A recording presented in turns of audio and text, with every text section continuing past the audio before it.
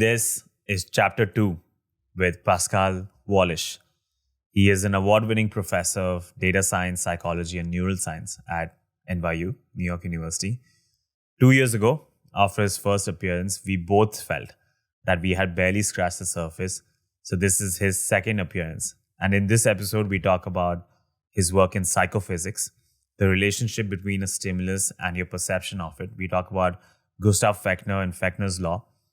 We also talk about brain diversity and why different people perceive reality differently. And then we explore consciousness and artificial intelligence. This is no time. If you like what you see, then do hit subscribe on YouTube, follow on Spotify, rate 5 stars in Apple Podcasts.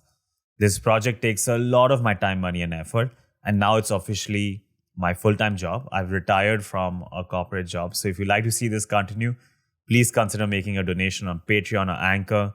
You can buy super thanks on YouTube. You can join as a member on YouTube, or you can leave gifts on Instagram Reels.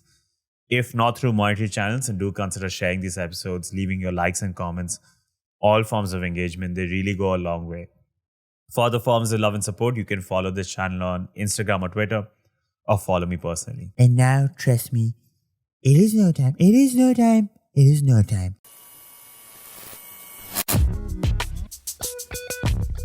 Round two. Round two. Wonderful. It's good to be back. Thanks for having me on the show again. And what I want to start with today is look at this pile of Legos here, yes? The legendary Legos, the hallmark of the show. Right now, they're in a big pile, and that actually brings me already to an important point, in my opinion, which is this is a state of high entropy. Yeah. There's a lot of misconceptions about entropy, what it actually is. As you probably know, John von Neumann told Shannon that you should call the information entropy because nobody knows what it is, so we can make it whatever it is. But this is a state of high disorder. It is my opinion that people's purpose in the universe is to be anti-entropic agents. So the idea is there is disorder. I'm taking energy from the sun and creating a low entropy from the sun, and I'm creating a low entropy state. When whatever I'm building is going to have a lower entropy than what it is now. Yes. My wife makes origami, so she takes the paper, which is high entropy, there's nothing there, and she folds it into a beautiful, high-structured, low-entropy structure. And so I do believe that the purpose of people in life, in this reality, whatever this is as an anti-entropic agent, which is very unusual. It's basically the only such thing in nature. All the physical processes are moving towards higher entropy, as you know. That's the purpose for human beings, but is the purpose for the universe entropy? No, that's just a clock. It's just going from low entropy to high entropy. So there's a leaning or tendency for the universe. If you had to derive some purpose for the universe, it would mean that they are actually the universe is aiming towards higher entropy. Apparently, yes. But we have to fight against that. We have to fight against the dying of the light, so to speak, literally. So, the Big Bang is also misnamed if it existed. The idea is there's no bang, nothing bangs. It's more like, as you said, a very high or very low entropy state, hyper low entropy, and that slowly like diffuses. It's more like you basically condense light, as you know. I think you can derive a lot from that. But the biological entity's purpose, as far as we can tell, is to lower entropy, at least locally, while you are alive. Let's zoom into it. If humans are these transformers, yes, sir. That condense high entropy. Yeah, the human is a cognitive high to low entropy transformer, yes. You know what? Let's dive right into it. In 1830s, Gustav Fechner damaged his eyes by... Gustav Theodor Fechner, yes. The one and only... One of my intellectual heroes. As you know, for some reason you know this, but it's true. Remember the name, Gustav Fechner. Gustav Theodor Fechner in Leipzig. Right. Damaged his eyes by staring at the sun for too long when he was conducting some experiments. Let's be clear. He wanted to study after images. And this is before screens or anything like that, or controlled lighting.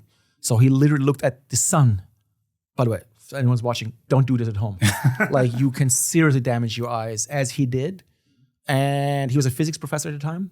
And he, this was part of physics back then. And if I recall correctly, he got seriously depressed over this. He spent at least a decade in a darkened room. Yeah. Blackout curtains. Total darkness. To recover from his condition. And he was seriously depressed for at least a decade. Some say he reached the verge of madness, but at that point, he had this spiritual and intellectual awakening. That's right. That there are links between the physical and spiritual world. Well, after that. So the idea is that at some point, and this was in the 1850s, don't nail me down to the particular date, but in the 1850s, he emerged from this funk, both literally and physically, and stepped out into the world. And he was just overwhelmed by the sheer beauty and radiant soulfulness of it all. He saw flowers, he saw the sun, again, maybe careful with that this time. He saw the landscapes, he saw people. It was unbelievable, okay? Yeah. And so he was struck down by that to a point where it struck him immediately that basically panpsychism, as by Spinoza, that everything has a soul, must be true. That plants have a soul, and plants have a soul, and rocks have a soul, and that's how it is. Which was a fundamental issue because at the time, the big debate in philosophy was between materialists, which is basically physics is all there is, or the physical world is all there is. Physics and chemistry is the way to study the physical world, and that's it. And then philosophers, embryonic psychologists, which were idealists, were said, no. It's about consciousness, like it's the inside view, yes? And his big insight, if you want to call it insight, or his big claim, I guess, his big hypothesis, you would call it today, theory, is that no, everything has a soul, everything has a consciousness. It's just we can't usually access that from a third-person perspective. For instance, Shalaj, I don't know if you have consciousness. How would I know? As far as I'm concerned, if we looked at you objectively, you're a sack, mostly water, mostly hydrogen, some oxygen, some carbon, some trace elements. There's not much there, honestly. Some calcium. So you basically, from a physical perspective, you're like a bag of some hydrogen. If you burnt it, it will almost be gone. Hydrogen is going to be gone. Oxygen is going to be gone. Some calcium from the bones, some carbon from the bones. It's not much there. And those are the most common elements in the universe, right? So from a physics perspective, there's not much here, yes? But from this other perspective, this is all it is. Stars, the universe is not that interesting. These you don't need that many parameters to describe a star, or space is mostly empty, yes? So those people say, no, it's all about I can do something that stars can't do. Look at this. I'm taking this, taking that. Ooh, look at this. Look. Oh, this is amazing. Like almost all matter in the universe cannot do what I just did. A miracle just happened. This lifted up. Look at that. It's gravity. Look, gravity. It's gravity. I'm going against gravity. Look at this. Miracle just happened. Yes. And what Fechner was like, no, this is a genuine miracle. This can only be real if everything is soulful. So the idea was we want to develop psychophysics, which the idea is that this is an early identity theory. The idea is that is a surface to better on a surface. Is it convex or concave? And the idea, like this, like that.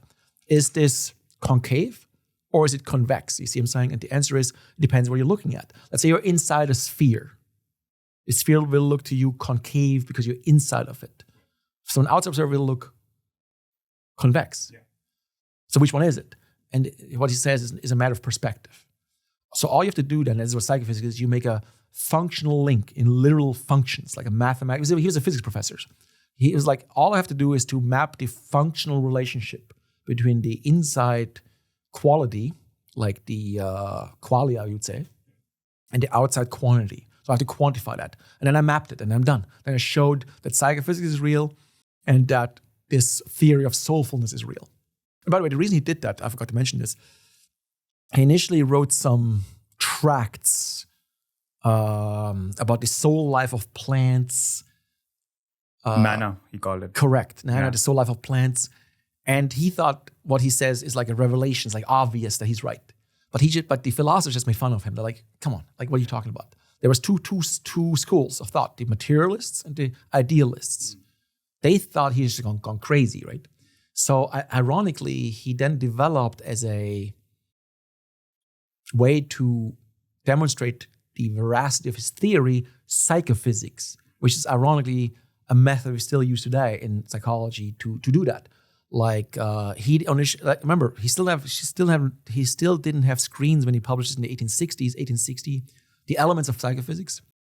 So he did weights. So the idea is that I ask you how heavy something is in relation to something else, and there's a precise functional relationship between how heavy you think something is and how heavy it actually is, because you can weigh that. They did have scales, and there's the Fechner limit, for instance. Like if you add 10 grams to a kilogram, you might not perceive that, even though 10 grams has been added to the kilogram. Yes. Whereas if you add even 1 gram to 10 grams, you might notice a difference. There's a just noticeable difference. So he mapped out this functional relationship between objective stimuli. And then they did this with pain and classically...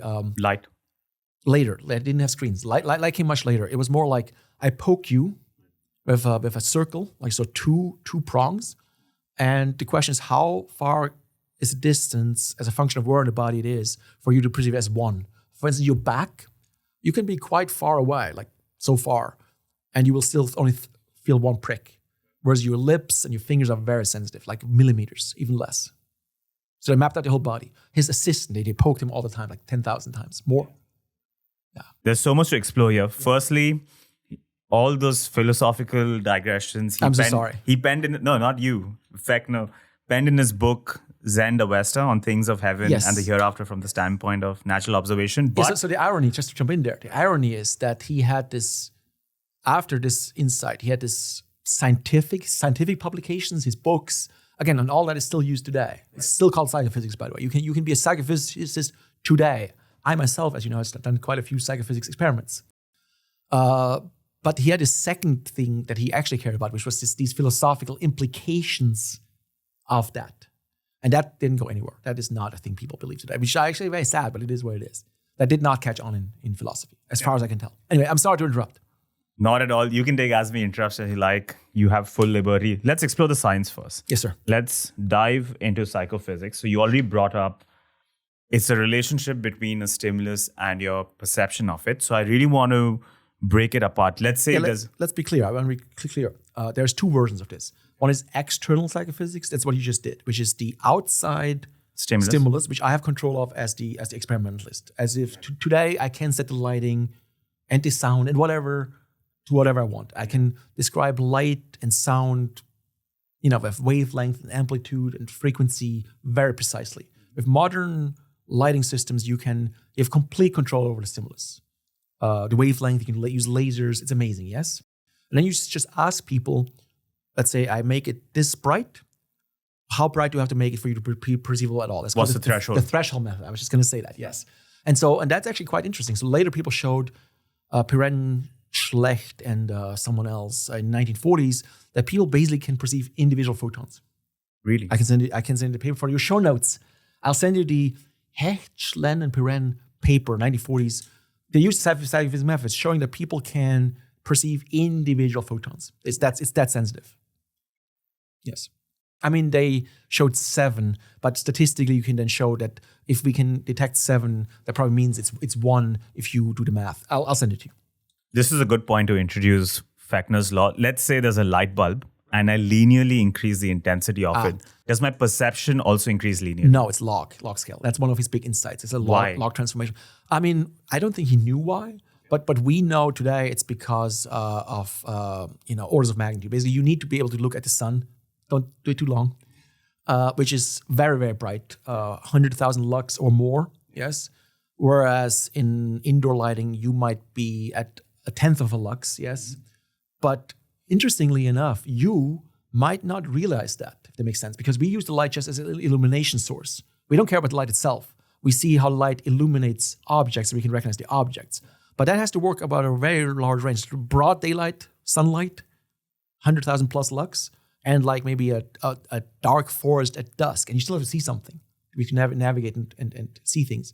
So your vision has to work, I'm going to say, between 6 and 8 orders of magnitude of lighting levels. That range to linearize, it has to be log scale. To have that many units of resolution in there. Do we know why? Well, for evolution, for survival. So basically, if your light only worked in like daylight, that'd be problematic, yes? Yeah. Although some animals have two visual systems, one for night vision and one for day vision, like cats, for instance. Yeah, but why doesn't that perception not change linearly? Why does that change log? It can't. It would all be compressed. You wouldn't be able to tell. That makes sense. Like most light levels would all be you would not be distinguishable. It would not work like that. You have to log scale it. Otherwise, you don't have a linear range of perception. So in other words, a linear scale in physical stimulus, which is irrelevant, has to be transformed to a linear scale in perception by the log transform. But you want the perception to be linear, not the light to be linear. And that's not possible, yes. No, you can't have it both ways. You would. It wouldn't work. Yeah, you would all be, most stimuli would all be so close together you couldn't distinguish them. Because it's such low light levels. By the way, everything we just discussed is external psychophysics. And by the way, in Fechner's own language, what he wanted to do but didn't have the technology for is inner psychophysics, which is mapping the neural response to the perception. So basically, there's three levels. There's the outside stimulus, there's the neural response to the stimulus, and then there's the experience which is given rise to by the neural response. And he could only do, in his own mind, outside psychophysics. Modern cognitive neuroscience is inner psychophysics. It's like mapping the neural activity to the to the perception of it. Yes, correct. So how does that happen? Let's say I perceive a light source. What's happening in this second to third stage? Well, how much time do you have? I mean, we actually understand this part excessively well. Every detail of it. I did my PhD in this. I'm not the only one.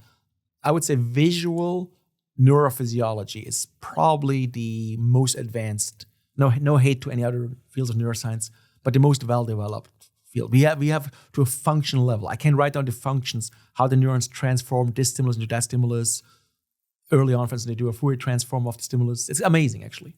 And I will happily send you for your show notes some of the papers that my colleagues did, that I did, where we mapped out this functional relationship between the outside stimulus, the neural response, and the individual perception. But briefly, since you asked, yes. The light source emits photons. Can be the sun, can be light, can be whatever. It bounces off the surface. Let's say this is blue. Yes. So the reason this is blue is because this absorbs middle and long wavelengths and reflects short wavelengths, which goes right then. So it bounces off, and that's absorbed by the photoreceptors in my retina. There's 3 of them that are relevant right now: short, middle, and long wavelength. If this is blue, the ganglion cells that encode this short wavelengths, so there's different ones, it's magnocellular ones, it's powercellular ones, send that to what's called the thalamus, the LGN, the visual thalamus, the LGN, the lateral geniculate nucleus, which is a relay station, also a gating station, which sends it then to the primary visual cortex in the back of the head, so area 17, area V1, the primary visual cortex, where a Kantian categorical analysis of the stimulus takes place. What does it mean is that Kant was right. Kant was like, you have to understand the world, there has to be an analysis. Where are the edges? Where are the horizontal lines? Where are the vertical lines? Where's the motion? Where's the colors and all that? Before any objects, just fundamental categories. Horizontal, vertical, and all Cluster them into categories. Yes, categorical analysis of the environment. And that happens in V1. Hubel and Wiesel won a Nobel Prize for that. I think Wiesel might still be alive. Hubel died. But Hubel and Wiesel in 1981 won the Nobel Prize for showing that primary visual cortex effectively performs a Kantian categorical analysis. So these neurons get activated by, say, only horizontal lines, some neurons. Others only by vertical lines, and everything in between. Okay? Others only for short wavelengths, middle wavelengths, and so on. So it's like a clustered, categorically clustered. It's very interesting. It's both categorization and clustering of the image. And then those neurons send projections to higher level visual areas that then build up hierarchically, like a CNN in a modern convolutional neural network. One after another, convolutional layers. What is a CNN? A convolutional neural network, which performs a convolution operation on the inputs. What does that mean? What does it mean is it depends what the convolutional kernel is. So the idea is that, again, how much time do you have? But let me just try to break this down briefly. Let's say you multiply 2 numbers. When is the product the largest? And the answer is if the numbers are equal. So 5 times 5 is 25. 6 times 4 is 24. 4 times 6 is also 24, right? 3 times 7 is 21. So if you have 10 units to distribute, that's going to be maximal if it's 5 and 5, yes? Right, the square. The square. That square is going to be the max of that function. And the convolution operation utilizes that by making that into a universal pattern detector. Imagine your neurons have what's called a kernel as a filter, and they have some weights. We call that in neuroscience the receptive field. And that neuron is going to fire maximally if a light pattern falls on it that matches its numbers, right? So you have a pattern detector. You could detect, let's say there's a single 1 in the center and all zeros around it. That's going to be fired maximally if you see like maybe a fly or something like that. That's just hitting this one neuron, right? Or whatever pattern you're looking for. That's fascinating. It's fascinating, right? Yeah. And anyway, but that's built up later. So you have originally in V1 you have these fundamental lines, horizontal, vertical. Then V2 you might have. I'm glad you brought those Legos. Although I'm not as good at using them. Let's see. So in V2 you might have neurons that are sensitive to angles, like this, or like that, or like this. So those would fire if I see something with angles? That are like some kind of intersection, yes. But very specific, some for right angles, some for oblique angles, or whatever the angle is, yes? And then they later project, let me see, I can do this, to neurons that might recognize shapes. A circle, maybe? Could be. Or a toothbrush, or square. No, I got it. Oh, there. But that's not built up. I need to build it up. And then so on. And then this projects to neurons later that recognize whole faces and so on. It's a hierarchical structure. And if you look at these, and you know what, for your show notes, I'll send you the paper. Honestly, it looks a lot like a modern CNN. As a matter of fact, Jan Lacan got his inspiration for that from neuroscience. I don't have to guess. He said so. You know, he told us that. So there is virtue in our Fox Lab philosophy to connect fields together, right? The idea of a CNN didn't come from computer science; it came from neuroscience. That's what we think the brain is doing. And I will happily send you this for your show notes. These papers. So this is all evolutionary adaptation? We think so. I mean, one thing, and I think we talked about this in our first round, it is my strong belief that you do not see reality unfiltered, or we have no idea what reality is. You said objective reality is scarily unknown. Yeah, but it could be anything. It could be anything. What you're experiencing, as far as I can tell, if I grant you that you have consciousness, because I have consciousness, is an interface that is evolutionary adaptive. It's like an operating system, but you don't know what's going on under the hood. You know what I'm saying? There's layers and layers and layers of abstraction, all filtered by 1 billion years of evolution. So who knows what's going on under the hood? It's like what's going on, I don't know, this is Mac, yeah. What's going on in your Mac operating system has no relation to the layers and layers and layers and layers of what's going on in the like the currents are flowing on a chip. At some point, currents are flowing on your chip. But there's many layers of abstraction between your operating system and... So consciousness is your operating system on reality, and it's a interface that, in my opinion, is very far removed from... and this is why, as you know, some people take drugs to like hack the interface and go deeper into the matrix, so to speak. So much to explore. We'll park aside the question about AI and how it stemmed from neuroscience. Yes. First, I want to talk about brain diversity. Is it possible two people can look at the same stimulus and have a complete different perception of it? Well, as you know, one of my biggest flexes is to figure out that that's the case. That is true. Yes? Yes? And why, let me ask you, why do you think I'm saying that? It's a big claim. It's a big flex. Why do I say that? Because you read my papers. And what did my papers show? That is the case. That two people can absolutely... By the way, this is my new office here. If you looked at my old office, which I had in the psychology building, I had a gigantic printout of the dress, real life, real size. Oops. Sorry, I'll get that later. You also have the dress from the first run. Do you have it here? Not here. Oh. At my house. But anyway, in my old office, I had the dress on the wall, like on the door, real, like, but a printout. So it's not about screens, because people would come by sometimes in groups and they would get into fights right on the spot. They were like, no, it's this, no, it's not, it's that. So yeah, I know for a fact people can see the same thing differently. And they are bringing a lot of themselves. This is my big claim. You are bringing a lot of yourself to your perceptions. It's not just, by the way, I want to be clear for everybody. I'm not saying objective reality doesn't exist. Obviously it exists. The fact that we both agree there's a table here, there's the Legos here. By the way, what color is this? Yellow? Great.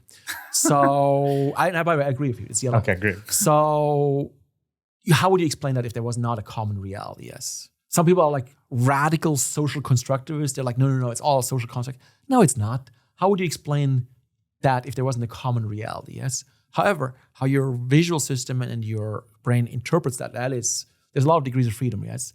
For something as fundamental as this, yellow, and by the way, rectangle, yes. Although it depends on the perspective, yes. But anyway, so point is that perspective matters. Perspective matters. Your brain makeup matters, which by the way, the scary part of that is, of course, you don't know that. You think you have the opinions or perceptions of reality as they are, as you receive by your own brain, because that's how things are. Your brain doesn't say, actually, I made a guess here. It doesn't tell you that, right? Because that would not be adaptive. It would paralyze you. Like, wait, what? You know what I mean? It's like autocomplete. Autocomplete doesn't flag if it was autocompleted. I wish it did, because sometimes it makes me look, a little, regarded. It's like, I didn't say that. Autocomplete did that. You know what I mean? Is it because we have different hardware, different brains, or is it because we have different software that we have a different perception of reality? All of the above. Okay. So what I mean by that is, there's no question that different people are born that way. They're built differently, as they would say in Gen Z language. Yes, no question about that. However, as you know, my research shows experience modulates that. So every time you do anything, you rewire your brain ever so subtly. So it is all biological, but it's mediated by experience or modulated. And there's a lot of research in it. It's not just my opinion. So my research shows this, but also if you look at people recently mapped like the visual system of athletes, they are much professional basketball players. They're much better at seeing things in the periphery for situational awareness, but they literally have a larger neural real estate that processes periphery, right? So, and it's probably a little bit both. They were born that way, built differently to begin with, but then as they practiced that, they got better at it. Or they'd rewired their brain. I'm going to send that paper to you too. Right. So both nature and nurture have. It's not mutually exclusive. Right. It works in the same. Both are inputs into this model. That's right. And why not? I mean, I know this probably violates Occam's razor, but that never applied to the brain.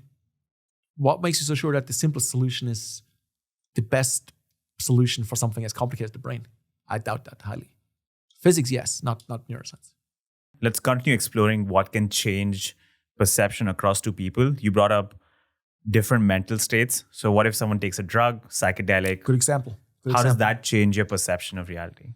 What happens in the brain when you take a drug? So we said psychedelics. Let's start with psychedelics. Say acid. Okay. Acid we understand probably the best. And it's a long story, but I'll make it brief. There's a serotonin receptor subtype that activates particularly for reasons that we don't understand if a psychedelic, specifically acid, is applied. Those neurons are usually quiet. They have this like lock and key mechanism, but if acid showed up, they get active. And they gate. And I'm happy to, by the way, for all of these papers, I will please do add them so people don't think I'm just making this up. Right. There's a paper that shows that these neurons activate, that if they have these 2HT5, I think, subtype 5, that activate only if they're gated by this. And they're glutamatergic. So basically, glutamate is released once they're gated by the serotonergic neurotransmission, and otherwise they're quiet. And you get these cascades, which are the spirals, and that's why you see these things and these hallucinations. But the reason we know that hallucinations, if you have 5 people there, and one of them takes acid, the other 4 don't see the spiral. That's how we know that is their own personal hallucination and does not correspond to reality. So basically, reality is our consensus. That we all, we all can see the table good, so that's probably real. It's a shared network effect. It's a shared hallucination. And what I mean by that is... You said in your Wired video that The Matrix is not a movie, it's a documentary. 100%. A chilling statement, Professor. No, it's true. I stand by that. There's no question that The Matrix is a documentary. And what I mean by that is that your brain, and it's actually hilarious, it's even called the matrix. Yeah. Given how important matrix multiplication has become and all that, the transformer architecture in the last 20 years since the movie came out. But in all seriousness, your brain creates your matrix for you. And you are getting this virtual reality, basically, that's created specifically for you by your brain. And often that does correspond because our brain is very similar. That makes sense? The reason we agree there's a table here is because your brain and my brain, first of all, there is something out there in objective reality that evokes that pattern, yes? But evokes it similarly in your brain and my brain because our brains are so similar. Let's give an example. Have you talked about the tree in the forest last show? No. Okay. Do you remember the old conundrum about if a tree falls in the forest, does it make a sound? The question about realism. Yeah. Well, we now know the answer to that. We actually know. Oh, we spoke about this. So we spoke. So the idea is the tree falling does create a sound pressure wave. Yeah. But what perception is evoked, what sound is evoked, strongly depends on the nervous system. If two people are there which have roughly the same auditory system, they probably can agree that yes, a tree fell. A moth might not notice. We covered elephants, spiders, exactly. So my point is, because our brains are so similar, we agree on the rough aspects of this. But then ever so often, that's why these stimuli like Laurel and Yanny and the rest are so important. Then you can see actually our brains are similar, but they're not the same. And then how your brain is wired determines how you see or hear this or that. So we spoke about the external influences, agents that can change your perception of reality, like drugs or psychedelics. Yes, sir. Let's talk about people who might have mental disorders, psychopaths. Do they have different wiring that creates a different perception of reality for them? Yes. Psychopaths specifically might not have certain parts of the brain at all. Like, I'll give you an example. So, and this is a grossly oversimplified version of reality, of what you actually know about this. But I'm going to break it down with minimal loss of accuracy, okay? So I think it's fair to say, although there's much debate about the details of this, that your amygdala, which is part of the limbic system, mediates your fear response, yes? Yes? Mm-hmm. Let's say I pull a knife, and by the way, don't worry, I'm not going to. I don't even have a knife. Let's say I pull a knife. Most people who are not psychopaths would have an immediate fear response, yes? And we can map this to your amygdala activity. And again, there's more to this. Maybe it's novelty detection. Maybe it's sentinel system. Who knows? There's all kinds of, but it's involved in mediating fear responses. There's no question that psychopaths have a physically smaller amygdala. Like, it's anatomically smaller. And the pieces that are there are less active in scans, as an example. There's many other differences. And then as a consequence, they basically don't feel fear. And as far as we can tell, they don't even recognize fear. So for instance, there's this classic test of the 8 emotions, of the 8 basic emotions, like, I don't know, fear, disgust, happiness, anger, surprise, stuff like that. Yes, there's eight emotions that are, if you go to a jungle or rainforest, I guess, in Papua New Guinea, to an undiscovered tribe, and they have never talked to anybody, and you show them these faces of a fearful person and an angry person, they can recognize that. So it's cross-cultural, it's universal, emotional universal. There's 8 universal emotions. And psychopaths can get all 7 right, except for fear. They don't understand. They don't recognize it. So if you interview them, they would say, that's the face of, they asked this one guy, that's the face someone makes just before I stab them. But I don't recognize what it is. So yeah. Which is why I say psychopaths. It challenges our concept of universal because our brain is wired so differently.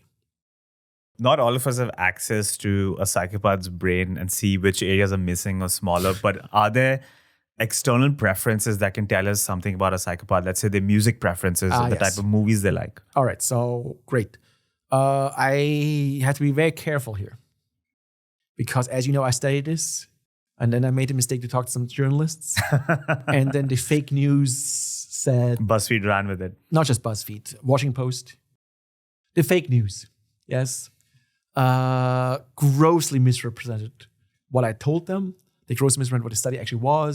They said that no diggity is like Lose Yourself by Eminem. Eminem. I don't know. And then Justin Bieber, I think. Yeah. That's all nonsense. This is not true. Let's set the record straight. Thank you. It's Taylor Swift. No. No. Although that would not surprise me. No, I'm joking. So, no, in all seriousness, it doesn't work like that. However, let me ask you something. We know that psychopaths have a grossly altered emotional response profile. We just talk about fear, but it's not just fear. In general, they're much more pleasure, reward sensitive. So they respond to punishments less well and to rewards more, which is often they like to gamble. For instance, they like to take risks. They like to, because they have a different risk reward payoff in their brain. They don't see the risk. They're risk blind and punishment blind. They don't feel the pain? They feel the pain. They're like, ow, but they don't learn from it and they don't anticipate it. Let me tell you something. If I say, hey, Shalaj, in 10 seconds, I'm going to shock you with an electric shock. And that's the countdown, 10, 9, 8. At what number do you think you would get nervous? And this is a credible threat because I've done this before to you. At what number would you start to kind of like get a little concerned? Beyond 5, maybe? Okay. And you're right. And I can show this if I hook up your hands to like a sensor that measures how sweaty you get. Yeah. That ramps up well before the shock. That's called the anticipatory fear response. You have it if you're not a psychopath. I have it also. You can anticipate the pain and then maybe don't do the bad thing if you anticipate it, yes? Psychopath doesn't have that.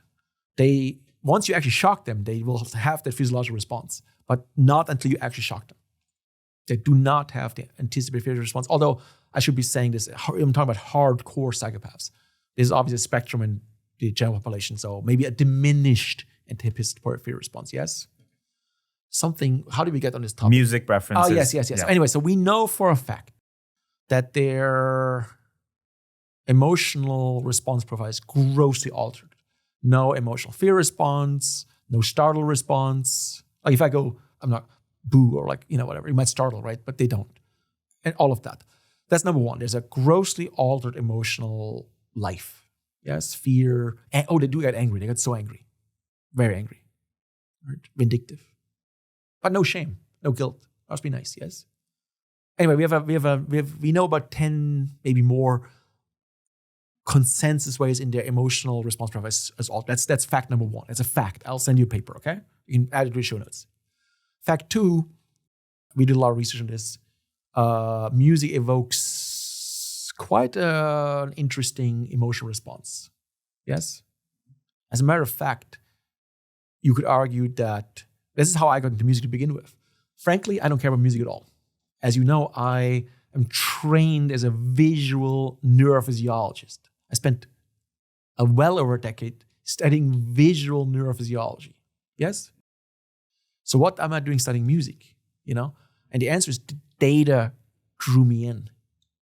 So what I mean by that is there's nothing else like that where you can play, I guess, a 5 second or less. 5 seconds as low as when we published this. I'll send it to you. 5 seconds is as low as we went in our. This is your paper titled "The Whole is Not Different from Its Parts." That's right. Yeah. 5 seconds is as low as we went because we thought there's no way. But there's 5 hours already way more than you need. Might be 1 or 2 seconds of a randomly picked clip in a musical, and you immediately get the full emotional response. Really? Yes, and it's highly idiosyncratic to you. So in other words, there's no such thing as a happy or a sad song. What is a happy song or a sad song depends on you. The same song that makes me happy made you angry or disgusted or anxious. We studied this quite extensively. It's highly idiosyncratic. So now we have 3 facts. One is psychopaths have an altered emotional response profile. We can evoke emotions very strongly and very reliably with music. 3, these emotions that are evoked are highly idiosyncratic. Now, is it that much of a stretch to go to the 4th step and say, well, then maybe psychopaths have a different emotional response profile in response to music? Is that far of a stretch? No, it's not. Now, briefly, and it's too bad I don't have it here.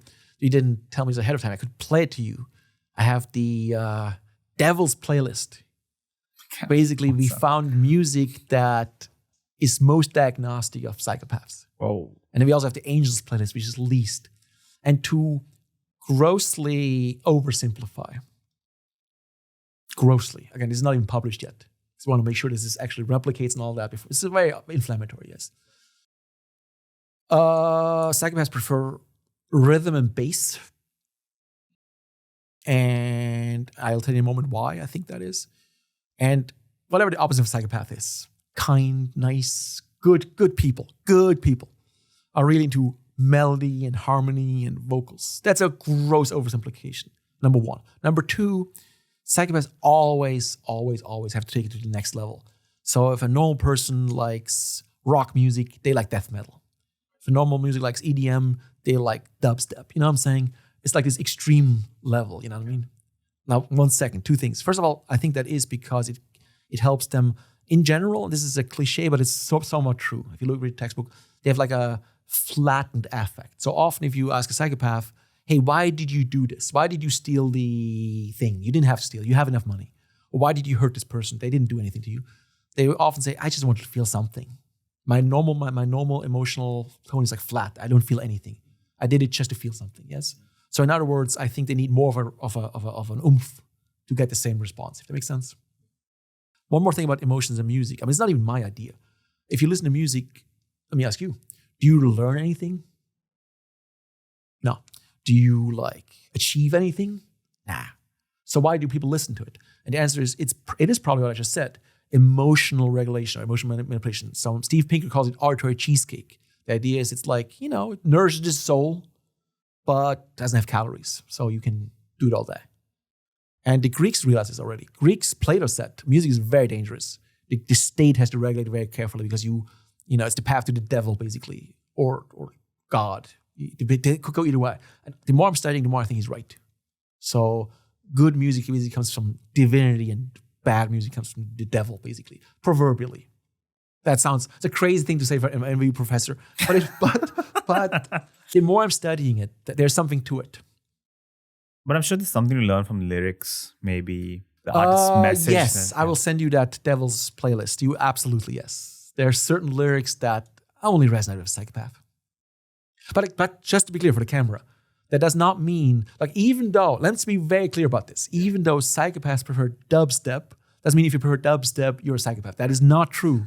Those are two different condition probabilities. And that's, by the way, why I'm so angry about the fake news. I told them, if you're a psychopath, you might have a slight preference for these songs. What they reported is the exact opposite. If you have a preference for these songs, then you're a psychopath. And they keep doing that, by the way. Someone else did a study. If you're a psychopath, you prefer your coffee black. What they reported is, if you prefer your coffee black, you're a psychopath. Which does not follow. Does it make sense what I'm saying? It does make sense. So I want to be very clear. Thank you. This is the paper called The Whole is Not Different from Its Parts. And like you said, 5 seconds of a song is already too much. Which is surprising. Very surprising to us. That's the lowest we tried. Yeah. Because to me, if you intuitively would feel like, the entire song, the lyrics of the song, the whole you would think composition, the whole scaffolding. The scaffolding of it would be. Okay, listen to this. This is really wild, okay? As far as we can tell, you know how movie trailers are often misleading? Because there is a narrative structure and it does matter what happens first and who is who and what's what. That's movies. So that's actually one of the reasons why I switched from, I used to study movies, as you know, in the 2000s, for a long time actually, 2000s, 2010s. But I can't do what I just said I can't show you a 5-second clip from a movie and then ask you how you like the clip and then infer from that how you like the movie. That does not work because of the complex long-range connections, narrative structure. Can't do it. You can actually make grossly misleading trailers if you know what you're doing. Yes. But apparently from music, that's not the case. Basically, music is self-similar. It's like a texture. So in other words, musical trailers are real. You can take any random 5-second snippet other than the intro and the extra, and it's going to be just as good as anything else. And it's a vibe. You basically, as far as I can tell, this has nothing to do with the music. That's exactly right. The irony is this. Music has nothing to do with the notes. It's more like an association that's coming out from you. So basically, the notes of the music ping something deep inside of you that then creates the vibe. So ironically. So I think people who study music often have that wrong. They're like, oh, it's all about the notes and the sound. No. The notes and sound are just a key, basically, that unlocks a value inside of you in your database, your matrix. And that's the vibe. And once you unlock that, that's it. You don't need to listen. That's probably also why songs are not more than, on average, 3.5 minutes long. That's all you need. You need a little snippet. As a matter of fact, what we can show is even 3.5 minutes might already be too much. It gets stale even within the same song because it's so self-similar. We did not publish that yet, but we're working on that. Well, when the artists find out they're just going to make 5-second songs and albums of just 5-second songs. All you need. All you need. That's all you need. 5 seconds. I should make a paper. 5 seconds is all you need.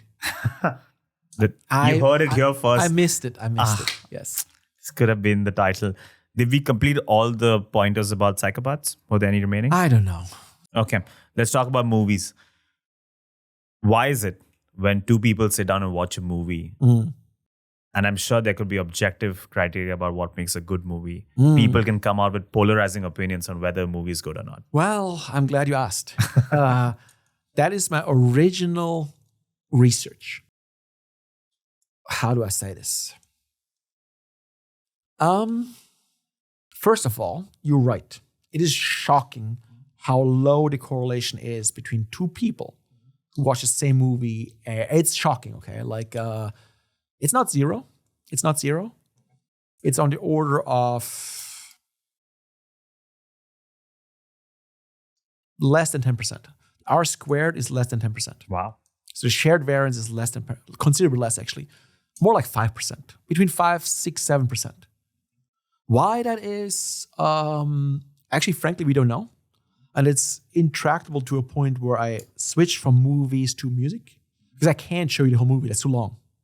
Let's make it a long story short. I believe it is because of your outlook on life. Yes, basically, a movie is a piece of virtual reality, if you think about it. But what makes you laugh and what makes you cry and what makes you cringe and what you find offensive is frankly probably relatively different from each other, or actually dramatically different. So, but it can't be coming from the movie because we saw the same movie. And that's why I started to study this, because when I was a teenager, let me tell you something. When I was a teenager in Germany with a close-knit friend group, and every week, but this was in the heyday of cinema, it was the 90s. It was like, Titanic, we saw on opening night, and Contact, and Braveheart, and Seven classics. Make the Matrix, that's late, that's 99. That's not the tail end of that. But we saw all those opening night. What else came out? All those classic 90s movies. Good Will Hunting? That was early on, but Pulp Fiction. I mean, classic movies, yes. Reservoir Dogs. And I remember it was like, we went to see these movies, and I was like, then we had it was a group of 5 friends. Went out at least once a week. Often also went to the video store during the week. Believe it or not, they still existed. You went to the video store, and 2 things I noticed doing that. First of all, watching the movies in the theater, afterwards we would go to McDonald's. Believe it or not, that was very exotic in Germany. Like, it was very cool. Yeah. Because it's new relatively. And we had conversation with the movies, and I often was like, did we just watch the same movie? Because we had completely, it's like we effectively watched a different movie, actually. Psychologically, it's as if we had watched something else. Like, were you not there just now? Did we just not? But no, so that's not, the stimulus was different. Sorry, it's not the stimulus was different, but effectively it was, because it was filtered through my lens of whatever, my worldview, And so I found it so interesting that I decided to study that once I was in my PhD program. But this thing about the video store is even more interesting, in my opinion. Often it took us, I don't want to say hours, but it felt like hours to decide on what movie even to watch. Yeah. Because we were on such different pages of what we want to watch right now. And what our expectation was. Bruce Willis was huge. Remember that? Action movies, like Die Hard. I think it was more the 80s. It was crazy, And I remember classics. It was unbelievable. And so we had a really hard time picking. And both of them, of course, now from hindsight, it was the intrinsic diversity, if you want to call it that, of appraisal. And this was just very puzzling to me. Like, because I was a kid, I was a physics major, as we talked about last time. I was like, hey, wait. It's the same movie. Why is our, take on this so different? And of course, neuroscience, particularly cognitive neuroscience, was in its infancy. There was no answers coming from that. Not that I would have known that anyway as a kid. But now we know. Your brain is doing that. And I, as you know, did quite a bit of the research on that. But the reason I switched out of movies is I can't show you the whole movie. Although we did put people in an MRI. And we can show, yes, the back of the brain synchronizes, but the front of the brain does not. That's where all your values and worldviews is, But so the back of the brain is like your visual system, and that synchronizes, but the front of the brain does not, in a nutshell. So.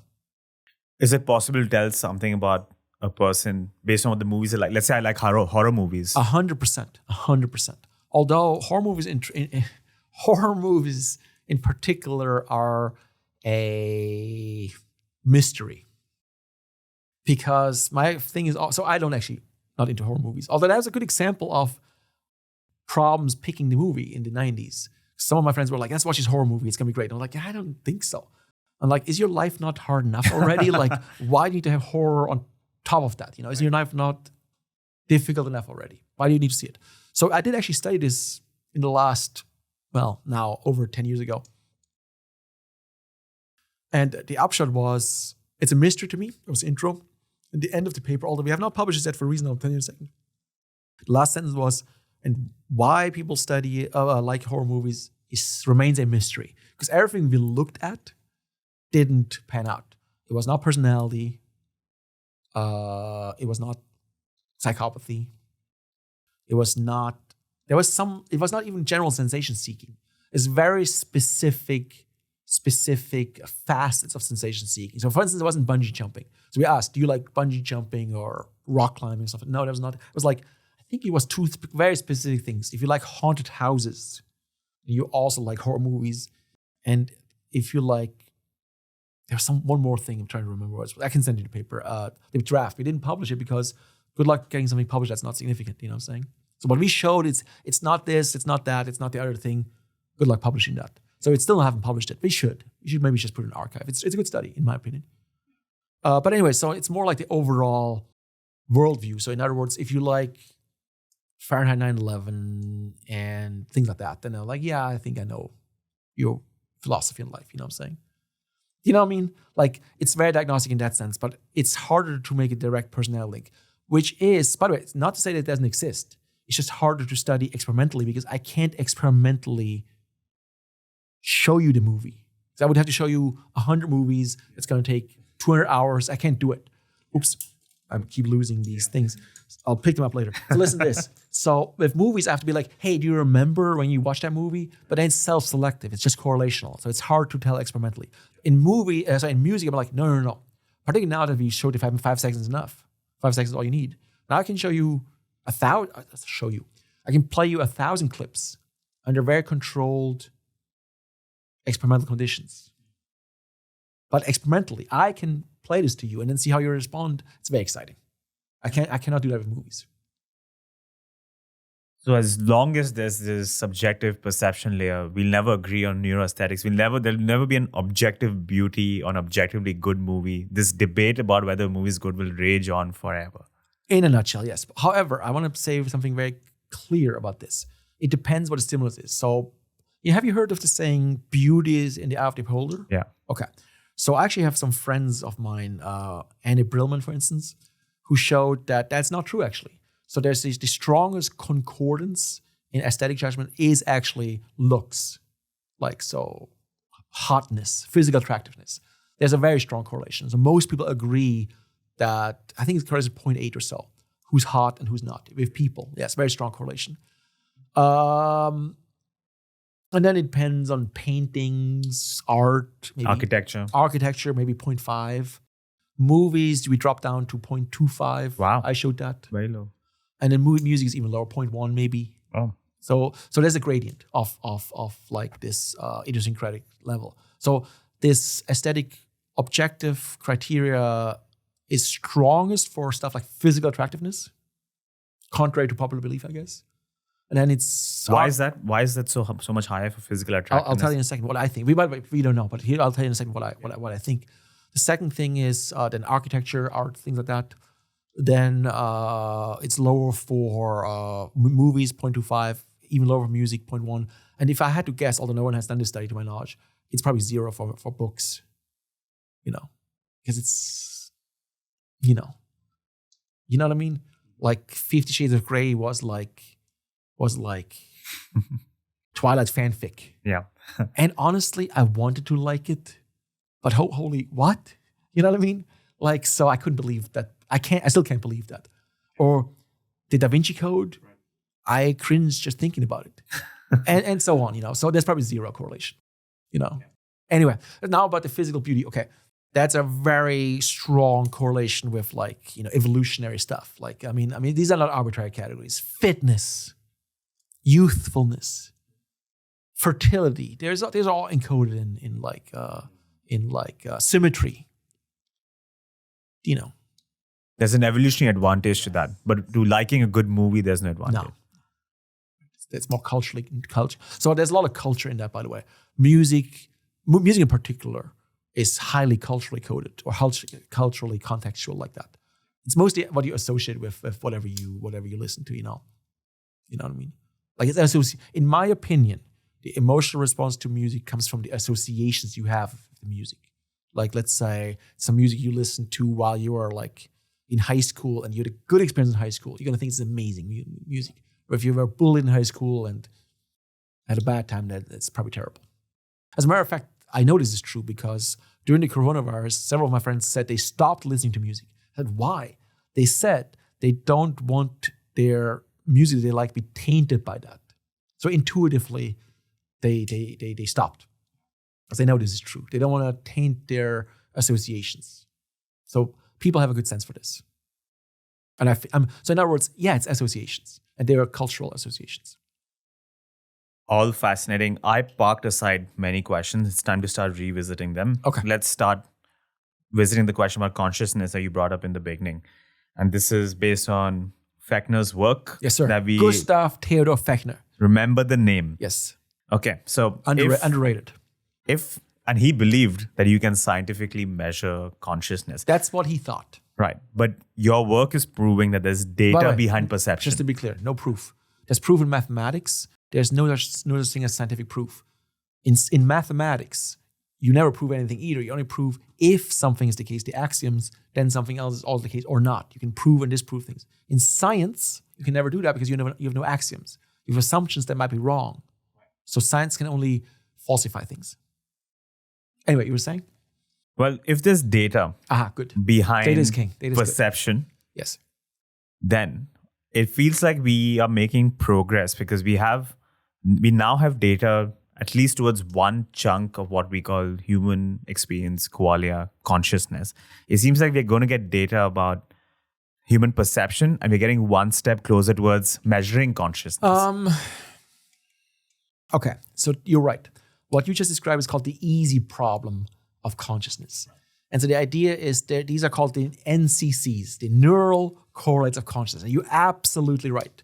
We are getting closer and closer to two very fundamental things.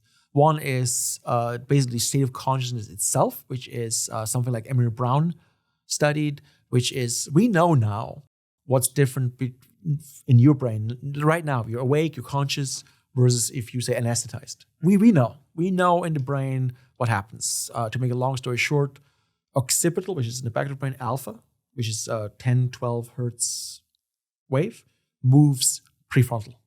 That's what happens in anesthesia. Anesthesia works by moving your occipital alpha to the front. Okay? That's one. Another thing is, yeah, we know what's going on in your brain if you see red or, I'm so sorry. Whatever. Like pretty much any perceptual category, actually. But at this point, we have to map them all out. Color, motion, disparity, like sense of depth. It's amazing, actually. In the last 50 years, we mapped this all out. Not just me, by the way, many other people, but also me. I've also done this. It's actually quite nice. You can show what's going on in the brain on a computational level, like what computations are being done when you see this or that stimulus. It's amazing. So basically, I wrote about this 20 years ago as a preview. We were like, we are making. I'm going to send this to you. We're making Fechner's dream come alive. The dream of inner psychophysics. Right. So I put it in those terms. I can't believe you brought up Fechner. Like, maybe you already saw this. It's amazing. Most people don't even know who that is. But anyway, that's all fine. What I see is no progress being made on, and no progress even possible, at least of right now, is what's called the hard problem of consciousness, which is, okay, so take anesthesia. Posterior occipital alpha moves forward. That is abolishes your consciousness. You cannot respond anymore, yes? You're anesthetized. Even you can't be, it might not even be possible to arouse you. Your brain is kind of shut down. You're not there. Why is this physical state of atoms linked to consciousness at all? It's not obvious to me why anything should be conscious. Does that make sense? Or let alone any specific state. That is, get a headache just thinking about that. What do you talk, like, what do you, like, I don't understand. Like, what do you mean by that? Like, that's called the hard problem. Why should a certain configuration of physical states, these are physical states, you can measure them, give rise to consciousness and others not? Why? And I've not heard anyone give even a hypothesis to that. Other than the fact that what I think is true, which is that Fechner might be right, that consciousness is something we tap into. The panpsychist view. Correct. Yeah. Like there's basically consciousness as a fundamental quality of the universe. So was it Linus Pauling who said this? I don't think so. I think somebody else. But somebody might have been Linus Pauling, said there's only two things. Matter, which moves less than the speed of light, and energy, which moves at the speed of light. And what this suggests is there's a third thing, which is consciousness. Might be true. So if that's true, we live in a world of spirits. We live in a spirit world. Like Miyazaki and is it Castaway, Swept Away? What is it? Like 2001 is Castaway? No. Spirited Away? Spirited Away, yes. So the idea is that he might be right. We live in a Ghibli universe where there's a spirit world and Castaway was Tom Hanks. You're right. I apologize. I have movies on my mind. But the point is that it's possible that we live in a spirit world and that it's just hard to measure that. But that's why we have consciousness, because you are inheriting a piece of the divine that inhabits you as a vessel for reasons that we don't understand. But there might be something to that. And remember we talked about that I'm really into Rome? Yeah. Romans believe this. And it's actually something hard to understand from a modern perspective. Let me tell you what I mean by that. From a modern perspective, you have your religion. Let's say that's what you do on Sunday, if you are Christian, yes. But that's separate from your world, like from your belief how the world works, which is like science probably these days, yes. Yeah. Which is different from your social practices, which is like, I don't know, what do you do? Whoever you hang out with, your friends or whatever, which might be different from your politics, your ideology. So basically in the post-Enlightenment West, religion has fractured, has been unbundled, if you think of it from a TV license package. Decoupled. It's decoupled, yes. There's your religion, but there's all that, but you no longer believe that's how the world works. That's now science. And that's different from your ideology. And that's different from your, like, from your social beliefs and social practices, yes?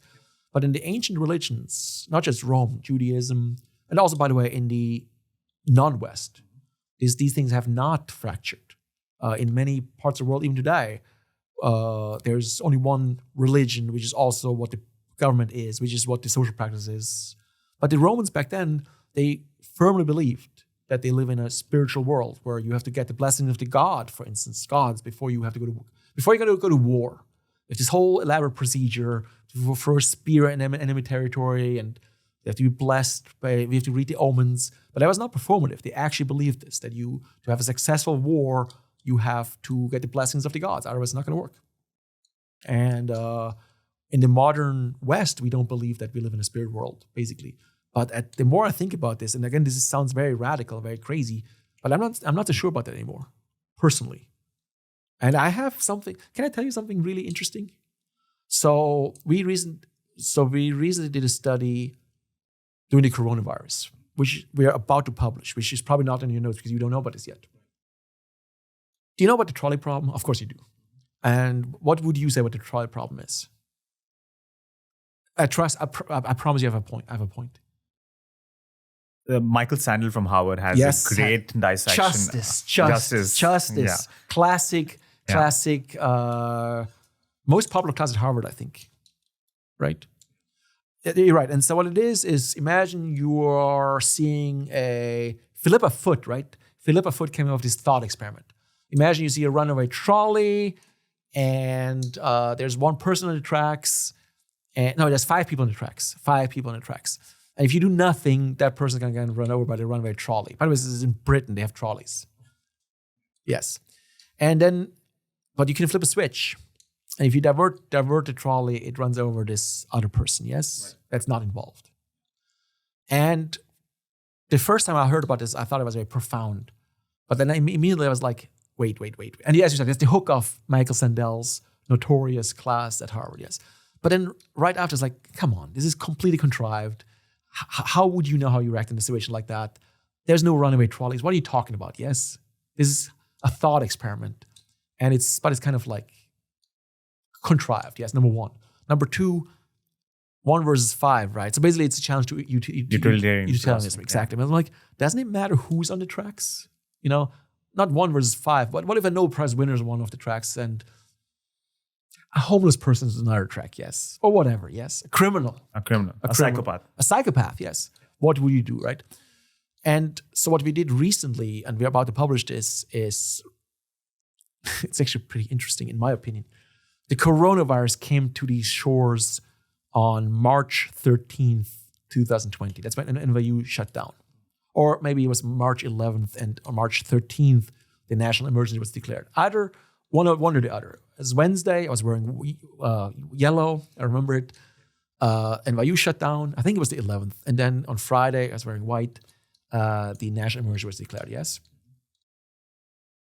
I immediately seized the opportunity to file a IRB application to study this, a real-life trolley problem. Here's the idea.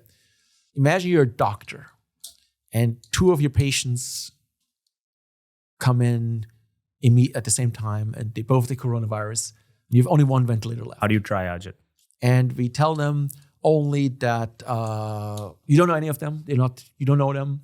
They're both equally sick. One of them is going to die. So it's not like a flipping a switch. It's like, this is also a bias. You know, people have a bias not to get involved.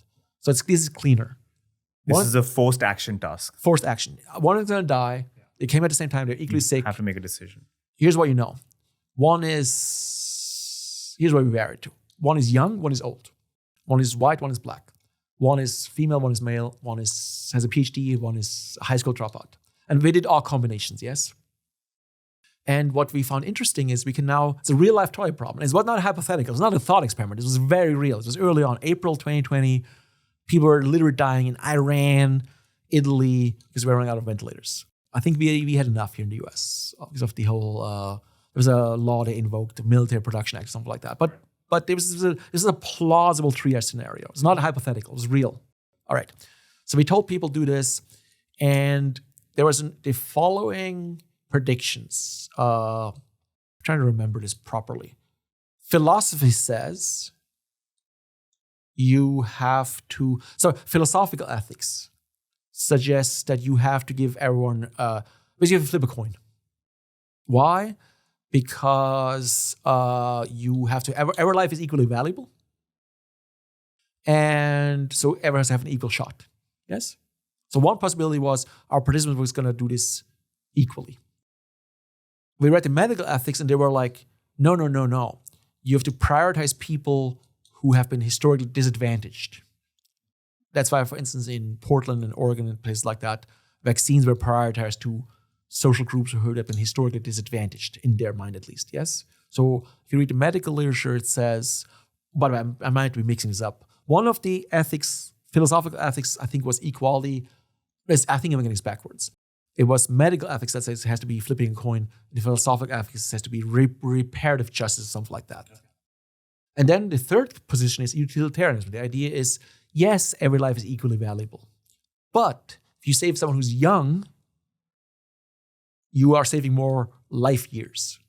Or yes, every life is equally valuable on paper, but if you save a PhD, they might be able to make more of a contribution than somebody who is a high school dropout, yes? Right. I mean, everything else being equal, and so on, yes? So you had three very clear predictions, yes? And to make a long story short, pretty much all of our participants acted in a utilitarian action. They saved people who they thought could contribute more to society. And it's actually very shocking, actually. They would save a baby over a Nobel Prize winner, argument being, Nobel Prize winner already made the contribution. The baby has a lot of potential. But here's something very interesting. Why am I mentioning this? Here's something very interesting. And by the way, I'm going to send it to you once I'm publishing it. This is still in the process of being published, but I'm sure of it because we replicate it internally. It's as solid as anything I've ever done. It's very clean. Anyway, but here's something very interesting in my mind that happened recently. So I told someone about what I just told you, and I asked them, what would you do? They were not part of the study. A student, they were not part of the study. They said they would flip a coin. I said, oh, so you are egalitarian or like equal chance? And she said, no, I'm not. It's like, okay, so why would you flip a coin? It turns out there's a fourth possibility. She said, look, I'm mortal. I don't know who's going to make a bigger contribution. I let God decide because God knows who's going to make a bigger contribution. Does that make sense what I'm saying? Yeah. Then I thought about it. I was like, she's right. She's right. Let me tell you something interesting. If we live in a spirit world, yes, but let's say it has some kind of prime directive. Let's say this is simulation-ish. We talked about this last time. It's not a simulation. Let's say this is more like a simulation of what would happen if you did let it play out. Then the deities in charge or beings in charge probably have a very strong prime directive not to interfere because that spoils the experiment, yes? They would only interfere if they have plausible deniability, yes? But you do with something like dice or coins so in other words, randomization gives the gods, or whatever you call it, a chance to interact on the mortal plane with complete plausible deniability. You would never be able to detect that. As a scientist, you couldn't tell if there's one time there's a deviation from that. You know what I'm saying? Yeah. So that possibility is not, and I'm going to write this up, by the way. It's a preview. No one else has heard this yet. But I think there's a genuine philosophical new position. In other words, we might be living in a spirit world that's completely compatible with our scientific understanding of the world. Because you have randomness and, frankly, chaos theory, which gives these beings plausible deniability. What do you think about that? I'm always a fan of such romantic ideas, which is it though? I think it's very. And if you read what I was trying to say is, if you read Plautus, Plauts, a classic Roman playwright, they sincerely believe this. So in Plautus, there's often gods interfering in the mortal plane as long as they have plausible deniability. And so this is actually an old idea. I'm just going to bring it back. Luck and fortune is just the invisible hand of God. Yes, fortuna. Yes, exactly. And the idea is that the righteous. By the way, let me just tell you something. There is something to this. I'm not sure how old you are, but let me tell you something I've seen in my life. And I'm not speaking for the gods, just to be clear. But they seem to resent hubris. I've never seen that not punished. You brought up Hillary Clinton in 2016. I did. She had the speech prepared for victory, and you said you should never tempt the universe this way. Don't do that. Every time I did something like this, even at a 99% chance, I didn't get it. Don't do that. Suspicious that hubris is always punished. So there's clearly someone. Always. I mean, it's always eerie.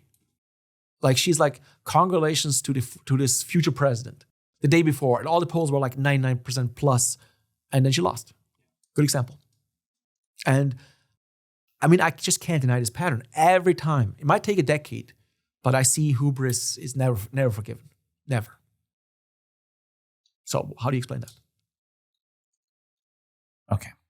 A lot of things to explore, limited time. Yeah, we only so much time left. I'm going to bring... We'll have to do a round 3, even after you move to Dubai. Maybe we can do a Zoom. I'm going to fly back just for you, Professor. All right. Okay. Bringing it back to... We've been able to solve the easy problems of consciousness. Consciousness, yes. Or, by the way, will be more and more and more. We're still in progress, just to be clear. We have done visual stimuli. We're getting deeper and deeper. But that's how you do it, right? You solve the easy problems, and at some point, the hard problem becomes easy. Right. Low-hanging fruit. It's just, I'm a little shocked at how little progress we have made on the hard front. Okay. Can I push back and say maybe 100%. it's not important to solve the hard problem of consciousness? In 1950, Yes, sir. Alan Turing had published the paper on computing and machinery, and he asked the question, can machines think? Yes. And then he said that question is senseless. It's true. And it's more important to ask, can they just behave Yes. as if they can think? And that spawned the Turing test. Absolutely. Which, by the way, has been solved now by ChatGPT. ChatGPT passed the Turing test. You tweeted that you had called it. I did. I'll send you the email where I called it. Right. So if we have data, By the way, I called this on December 1st, 2022. Came out November 30th. right, I'll send you the email. in one day. So if you have data about perception, if you have data about these easy problems, the next step is feeding it into a machine learning model, and that can just act like a conscious being. So we are- Sure, absolutely. And I told this to my students, by the way, in 2015. I told before Transformers, before all of this, I told my students in 2015, I remember the class, my cognitive neuroscience students, you will be living in a world where Asians are walking around acting as if they had consciousness. They'll say, if you hurt me, I cry, don't hurt me. How would you be able to tell? You know what I'm saying? Yeah. Absolutely. And I was right. That's going to happen. I'll send you the slides from 2015. It's in there. You know, that is going to happen. There's going to be robots walking around in the lifetime of almost everybody who's watching, or except for those who die before that, and then I guess it doesn't matter. So sorry about that. That's going to happen. Yeah, no question about it. How do we come to terms of that? You're going to give rights to the robots? I don't know. You tell me. Is it And by the way, I think all the Turing tests showed, by the way, that's a bad standard. That makes sense what I'm saying? So in other words, yes, ChatGPT passes the Turing test demonstrably. A lot of people fail it. But so what? I don't think the chatbot is conscious. I don't. what will make you believe that a chatbot is conscious? You won't believe that I'm conscious. So. I'm not sure. Yeah. Yeah. I know I'm conscious. This is kind of like Descartes.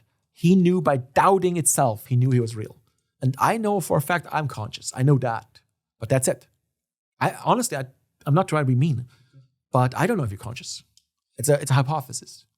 And I definitely don't think ChatGPT is conscious. Although it could fool me, right? I mean, it's shocking how it understands me better than most people. It's amazing. Why do I not believe that? Because first of all, it doesn't have no inner monologue, right? Or inner dialogue. Of course, if I ask it for it, it will tell me it has one. But I know it's just dot products. I think the answer is I understand the attention mechanism that's underlying the transformer architecture. So I doubt it. It's all dot products. That's all it is. But I could be the same. It could be. If you can't tell whether I'm conscious, you No, can't you're tell if ChatGPT is No, you're conscious. right. So You're at right. You're some right. point, you have to admit both of us are either It's conscious possible. or not. It's right? absolutely possible. But there's a third possibility, which is that both is wrong.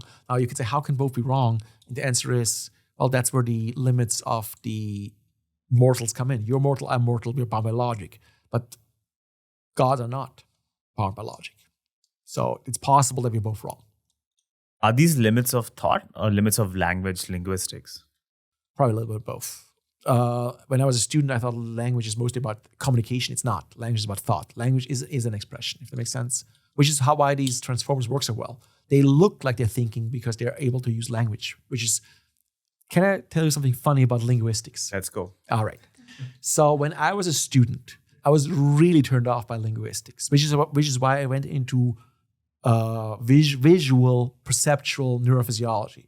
Yes? The idea is, as a neuroscientist, you study one of the following four things. You study perception, which is the back of the brain, language, which is the front of the brain, motor action, which is also in the front, or like emotion, which is kind of in the middle or below. This is a gross oversimplification. If any neuroscientists are watching, I apologize.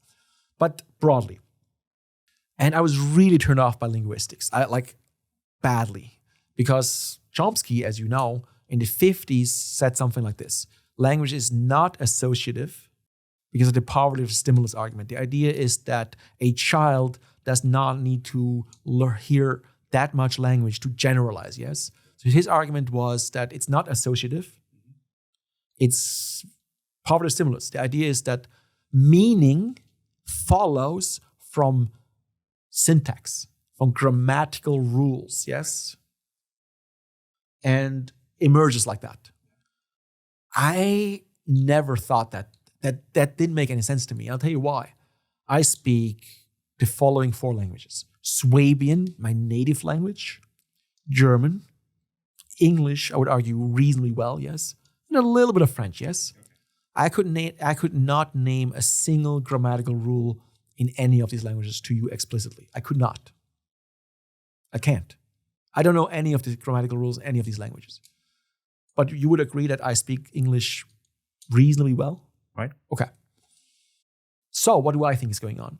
I think you learn a language, particularly the meaning of the language, by immersion, by using it. Yes. But that flies right in the face of Chomsky. He's like, no. It's top down. You understand the syntactic rules, which then creates a generative grammar, which then generates language. Yes. What the chatbot shows and the transformer architecture is, ironically, the linguists, they were pretty much all trained by Chomsky or his students, were wrong about language, which is why they're so angry. If you look at Gary Marcus online, he's so angry about the AI people because if the AI people are right, then he and his entire intellectual lineage are wrong about language, which is a bad thing to be wrong about if you spend your whole life studying that. Yes? But let me tell you what I mean by that. Maybe we should talk about the transformer architecture very briefly, because we could spend an entire 3-hour interview just on that. But let's break it down. Okay, here's how it works. You take a corpus of text. I don't know, all of the documents that you find online, all of Reddit, yes? What could go wrong, yes? And you break that into tokens. For now, just say words. But there's also parts of words or exclamation marks and anything in there could be a token. And then you look at the probability distribution of these tokens. So to whom it may, what's the conditional probability you're going to see? Concern. If you saw that, it's pretty much 1, yes. So you do all these probability distributions. Then, how do I say this? So this is called n-gram modeling. So for long-term, people did that, but you have all kinds of technical problems I don't want to get into that make this hard. But worse, language understanding depends also on context. Give me an example. If I say bank, it's a classic example. Do you know if this is a river bank or a money bank? And the answer is you don't. That depends on the context. If I say he deposits his check in the bank, then you know it's a money bank. And then you can say whatever the next word prediction would be, I don't know, what are you going to predict? And maybe then he withdraws it or something like that. Right. Whereas I say the crocodile lay on the bank and the river rose or something like that. So the next word prediction depends on the context, yes? Right. And so for a long time, people model as with what's called an RNN, a recurrent neural network. So in other words, you explicitly represent this context, this sequence in memory. And the next token prediction depends both on the current token and on what's in your memory, yes? But as you can imagine, the memory is going to get very full or crowded out by what you saw recently. So long sentences you couldn't understand like that. So if you read Kant, where the meaning of the entire sentence might depend on a word you saw 1,000 words earlier, well, then you can't do it, yes? Yeah. That's a problem with RNNs. And there was all kinds of ways to fix that with LSTMs. But to make a long story short, what the transformer architecture is, and let me just walk you through it briefly, is you take the word and you represent it in a embedding space as a vector, yes? And in ChatGPT 2, I think it was 768 dimensions. In ChatGPT 3, it's like 12,000 something. And 4, it's not even disclosed what it is. But it's a high dimensional space, yes? So you vectorize the word in this 12,000 dimensional, high dimensional vector space, initially at random, by the way, before you learn. And then what you do, and that's where the attention architecture comes in. That's why attention is all you need. You do away with these sequential bottlenecks. You do something very odd. When I first read about it, I was like, I don't think I understand this because this cannot be true. But it is.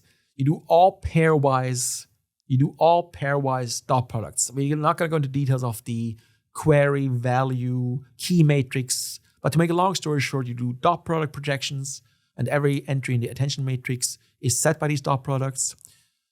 But what you do is you do determine the relevance of each word based on each other word. So as a computer scientist, you're going to get stomach ache just hearing that, because that means it's O of n squared, which means it's prohibitively complicated. So you move the bottleneck from a conceptual bottleneck or memory bottleneck to a computational bottleneck. But luckily for us, we now have GPUs, and you can compute dot products of all of these projections in this matrix in parallel, and then life is good. So you might have to compute a sextillion dot products to train your transformer. By the way, it's called transformer because this initial vector representation of the word is transformed by taking the context into account of the other words, yes? So let's say, what word could I give you? He couldn't go to the bank because the river was too high. Is it a money bank or a river bank? River bank. Great. And which words determine that? Which two words determine that? I guess the river and being high. Right? Great. River and high. Yeah. So the attention weights would be high for those two words, but not for the other ones. That's all you need to know. But you need to compute all of those relevant scores. By the way, attention is a terrible name for this because attention implies, if I say, hey, pay attention to me, that means it is a bottleneck. You pay attention to me over everything else. Whereas this, ironically, they waive a bottleneck. So it's more like, I would call it the awareness matrix or the vibe matrix. The idea is how much does other things matter, color the meaning of this word. So the idea here is meaning emerges as an emergent property of associativeness. And if this is true, then Chomsky is wrong. Then the associative approach to language is true. Basically, language acquires meaning by using it or how it's used.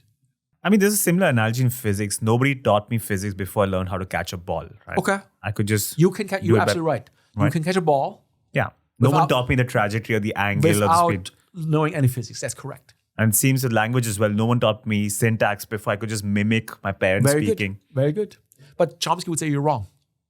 You're wrong. You did not learn that from your parents. And here is two arguments. Number one, you didn't hear that much language. Because the downside of the transformers, you need a lot of data. Yes? And so he's right about that. You have a learning algorithm that's much more efficient than that. And the second argument is kids make mistakes that you have never heard. So he said this is why associativeness cannot be true. But he's wrong. Again, if transformers can handle language, and it looks like they can, compellingly to a point where it passes the Turing test, yeah, he's wrong, which is hilarious if you think about it. So I was right to have a distaste about this. You know what I mean? And maybe I'm going to go back into language now. That sounds very interesting. I'm all down with studying language if I can be studied from an associative perspective. This syntax stuff just never made sense to me. It just didn't. You know what I mean? Which proves Turing's point that if a machine can just behave, then that's enough. This is computational functionalism, right? It's just as long as you can function as a talking agent. It doesn't. No, it doesn't. I mean, what does it prove, as you would say? It proves you can fool people. So what? This is the fifth one you lost.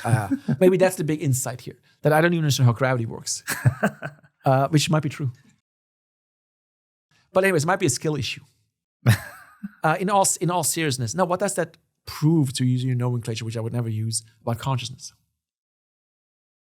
Can you be more specific? What do you mean it proves? By the way, how about demonstrates? Let's reword it. It would be enough. Sufficient. For what? If it can just function as a talking agent to start equating these chatbots with humans. No. To say a machine can think. No. No? It's just, I can train a parrot to say what I want to say. Does it mean the parrot thinks? Possibly. No. It's just been, by the way, this is literally true. As you know, the last fine-tuning part in these ChatGPT models and any chatbot comes from reinforcement learning from human feedback, which means a human rewards the model every time it says something that they like, and it punishes them every time it's something it doesn't like. Which is how kids are trained as well. Which is how kids are trained, which is also how dogs are trained. How the chatbot became so sycophantic recently. because people want to be flattered. But now we have professional yes men or yes robots. And so what? So what? But look, it does challenge our notion what it means to be conscious. But I wouldn't say a parrot. This is the Chinese room all over again. You can absolutely give me a rule book, and if this symbol comes in, I put this symbol out. But I don't have to myself understand Chinese to do that. We just built a very sophisticated Chinese room, cynically.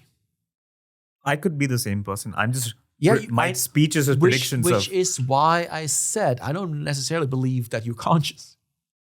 Because I don't, now even more so. Here's the reality. What this further strengthens is solipsism. I know for a fact I'm conscious, yes? Just like Descartes knows. But even your speech could be predictions of previous words. And it probably is, but I have access to my inside view, if that makes sense. But I don't have access to your inside view. But now that we have agents that can mimic that, I have no reason to believe you're not mimicking that. You might be a literal NPC. You know what I mean? And that's possible, yes, like a program. I told you that The Matrix is a documentary. You could literally be a program, there's nothing there. And I'm the only thing that exists. That is not pleasant to contemplate, because I want there to be other people there. But yes, that's the real lesson of this, that the Turing Test was a bar that's too low. We need to come up with a better bar. And if you have asked me to do this on camera, no, I did think about it a little bit. But what it shows is that it was too easy, too low of a bar.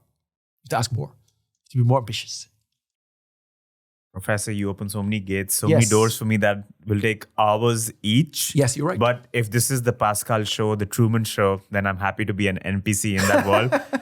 I have to bring... Wait. Are you saying it's my world, you're just living in it? I'm just living in your world. I'm happy to be here. It's already a great experience. That's very nice of you. Right. So the NPC would say sycophantic in nature. Yes. Before we wrap up, I have to close the loop on that philosophical digression we took right in the beginning of the conversation, which was about information realism versus materialism. So you made the choice to move into neuroscience and data science. Yes, sir. And we spoke about this because you felt physics was at a standstill. You asked me whether you... Let's be clear. Yeah. I thought string theory was not even science. And a religion, you called it. And more people are coming around to that. I do not believe dark energy is real. I don't believe dark matter is real. But could you get a job in physics if you don't believe any of those three things? There's no way. There's no way in the 90s and 2000s. So I was right. Anyway, go ahead. You had asked me whether you had missed anything in physics, and... You thought of something. I would only say maybe... We confirmed the Higgs boson, yes. What else? Maybe just the findings on ADS-CFT correspondence. Of what? ADS-CFT correspondence and the holographic principle. But in short, all it says is the universe might be a hologram, a projection. Yes. Yeah, but that's always been. Let me tell you something interesting. If you have only 10 minutes left, listen to this.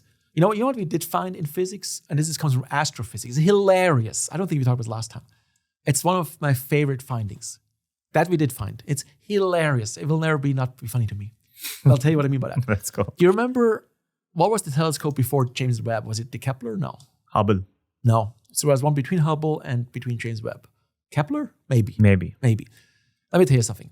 Here's what physicists would say. We are living on an unremarkable planet or on a typical star in an average galaxy. Ordinary. Blah, blah, blah, blah. I'm like, bro, you are mid. This is called the mediocrity principle. Like, no. You are mediocre. We are very special. Yes, and let me tell you how special we are. It's so funny. People underappreciate our sun. Let me tell you something really funny. It's so funny. So when they launched, I think it was Kepler, but I might be wrong. When they launched Kepler, they were on a mission to find, based on their estimations, 50 to 100, I think, Earth analogs in the habitable zone of a star. Yes, which is that's the holy grail. If we find that, we can find a new home, right? Okay. And they estimate they're going to find the expected value is to find between 50 and 100 of them in the lifetime of the telescope. Yes. Hey, Shalaj, how many did they find? 0. Why did they find 0? They found 0 because they estimated that the average noise of the star, the volatility of the star, that our sun is typical, as you just said, we're in a typical system, is typical. The reality is our sun is unbelievably gentle and nice and kind and forgiving. The noise level is much lower.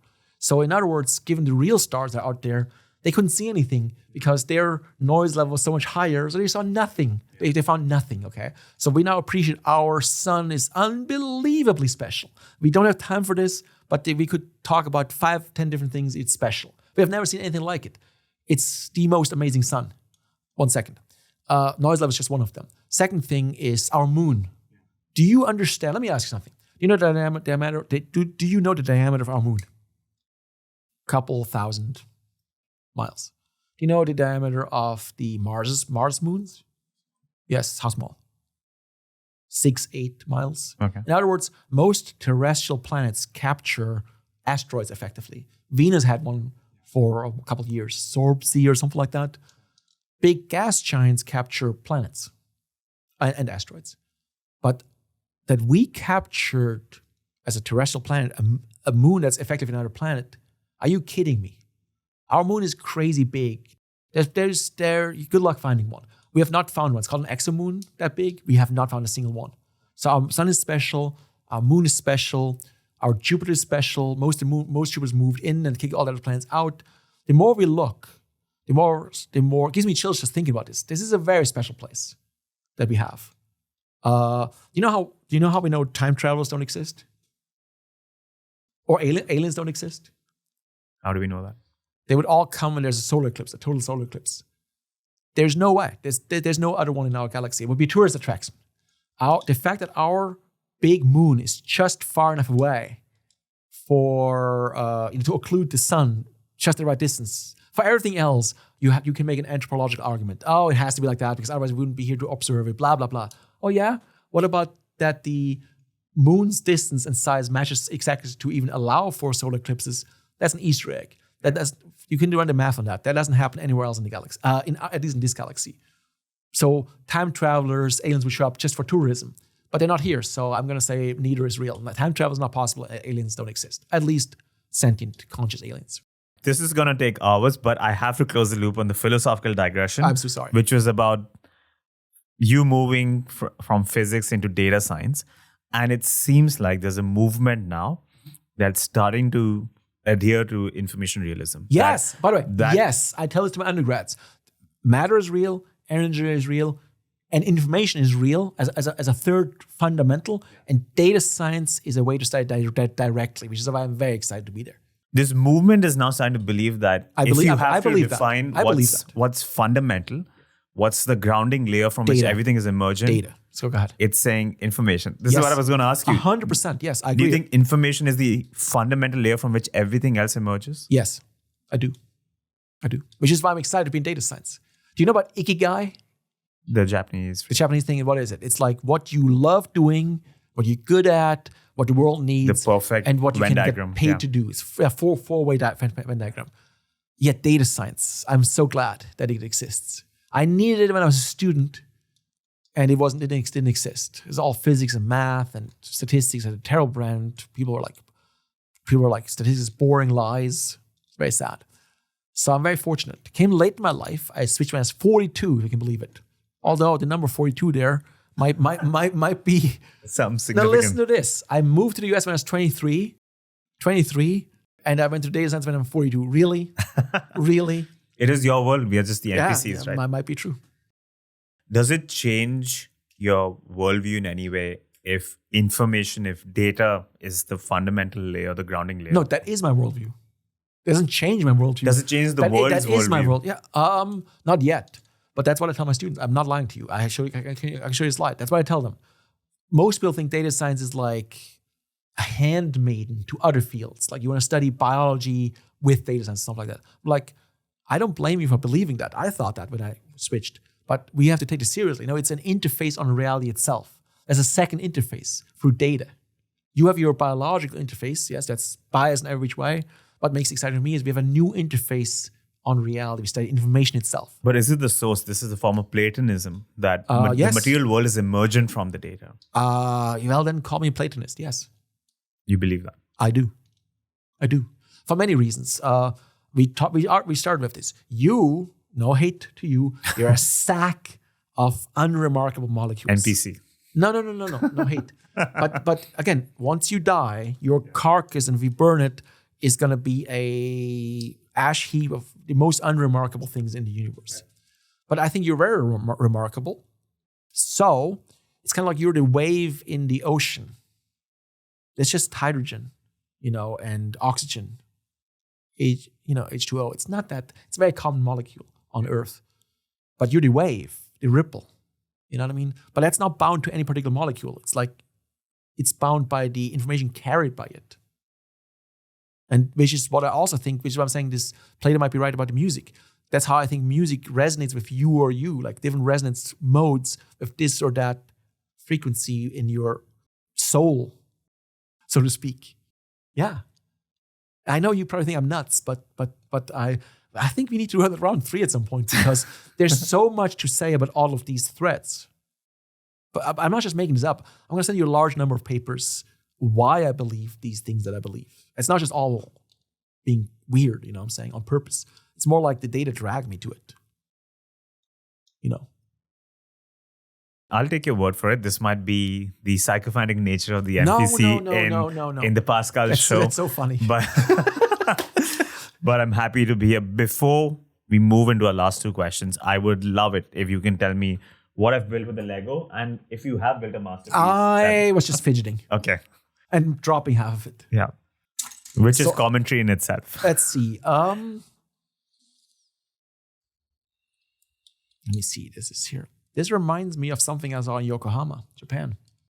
Not sure what it is, but that was also very significant. White structure. I saw something like this in Yokohama, near Tokyo, in 2016. I'm not sure what it's called, but it had some cosmic significance too, because I had a dream about that when I was a child, when I was in Germany. It's very odd. I don't know, but it's true. And now it's come back in your life in the form of Lego in this episode. Yeah, it's true. Who would have thought? No, people think I'm nuts, but it's true.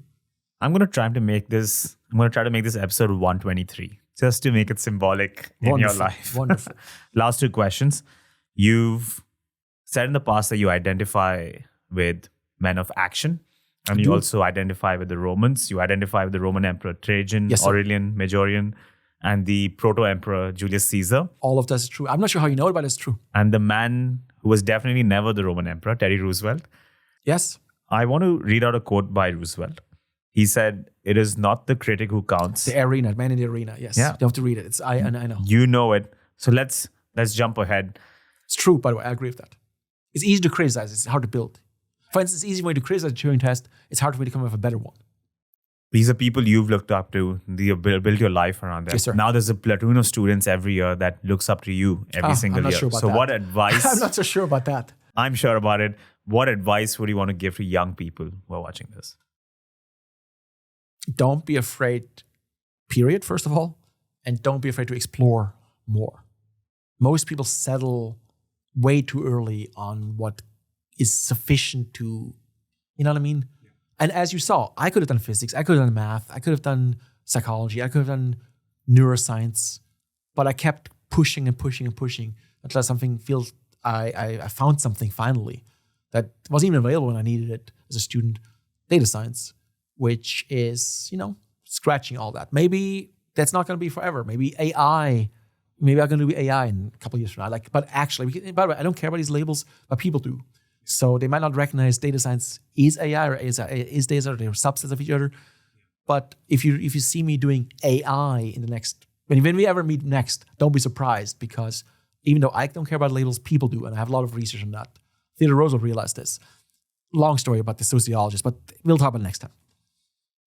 Okay, so for all the young systems and models listening, there's an explore-exploit trade-off. They have to be in the explore stage. Exactly. And research shows, happy to send you that for your show notes, people are biased towards exploit.